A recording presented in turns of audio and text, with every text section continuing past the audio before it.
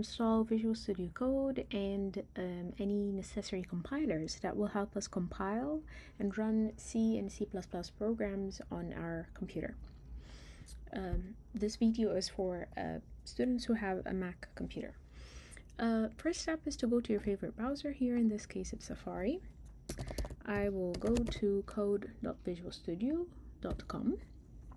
As opposed to downloading it from this button, I'd recommend going to the different download options that we have, and you can check up your Apple device and see what kind of a chip does it have from this Apple icon. In my case, I do have an Apple chip, so I'll be clicking on Apple. If you see here Intel, I'd recommend that you pick on the Intel chip. So in my case, I'll click on here. The download will start. Once the download is over, this has downloaded and installed Visual Studio Code. I can go to Downloads to check if it's there. I just need to move it from Downloads to Applications. And this would basically have our application installed. The next step for us to be able to compile is to install the necessary compilers. To do so, we'll need to run a command in the terminal. You can either have it here and click on it. If you don't find it, you can also search for it in the Spotlight search. There, we will be writing xcode -select --install, and here you'll have to select on install and agree to the whatever are the terms and conditions. It does not take 42 hours, it takes much less.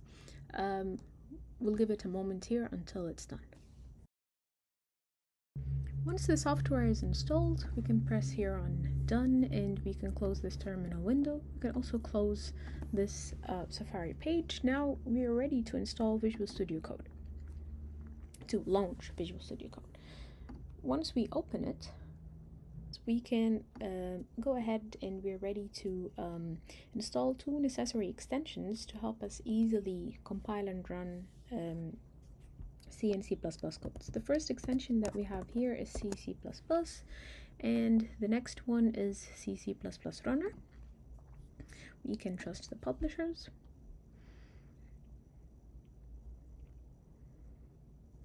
Once the packages have been installed, we can click on X for these. You can skip these steps, or I will actually do these steps with you right now. So the first thing here is to try to open a folder where our program will be organized. So for every program that we have, we should be having a folder.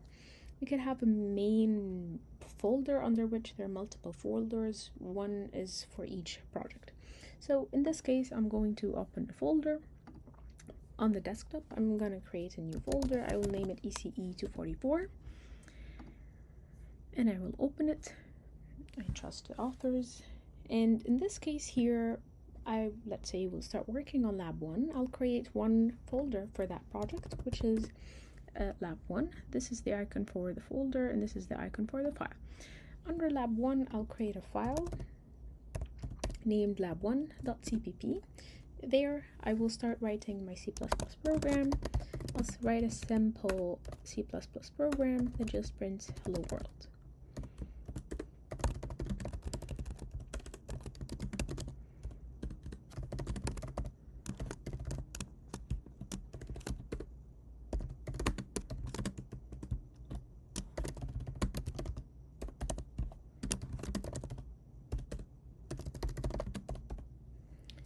After that, I can see here that my code was not being saved automatically. One thing that I could do is to go to File and select Autosave, where after every edit, my code will be saved automatically. The other thing is to start compiling. I need to check here that the folder that I'm compiling that has my .cpp file is selected correctly. In my case here, it is under Lab 1, so we are selecting Lab 1. If it is not selected correctly, please make sure that this is the case. The next step here is to click on Compile, and the compile, after it's done, it should be printing this line. In this case, there's a minor warning because it expects that there is one free or one empty line after your program. Once I press compile again, the warning disappears. I can run my program and I will get the output. The other thing that I also want to talk about is basically debugging and how can we debug using Visual Studio Code. I'll have here multiple lines in our program. Maybe hello world, another hello, and probably have some integers here that I try to declare. Let's say I have x equals 9, and then I'm doing an operation where I add 1 to the value of x, and we print what is x. Whoops.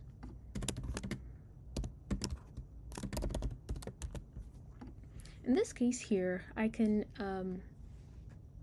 let's say I'm very confident that up until this line everything is fine, but I want to execute my program line by line after line 6 to ensure that whatever is happening is what I expect.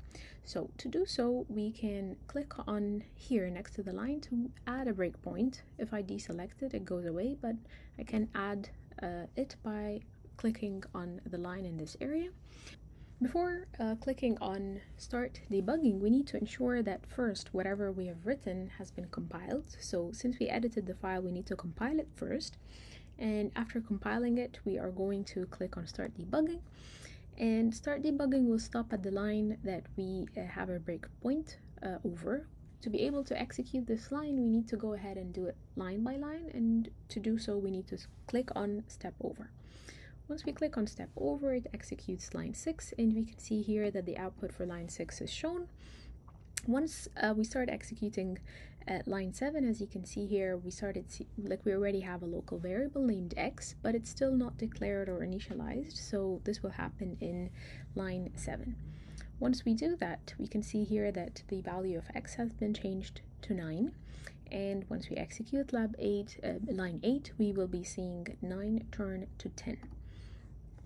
Once this has happened, if we continue executing, we can see that the output of the line 9, where we print the value of x is 10. This helps us look at the values of x.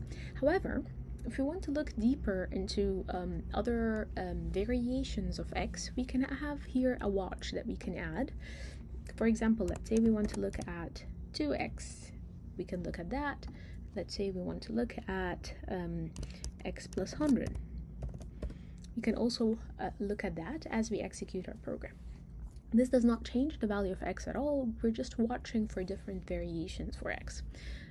Once we execute line 9, we can see here that x has a value of 10, and to stop executing the program, we can click on stop. This concludes our video.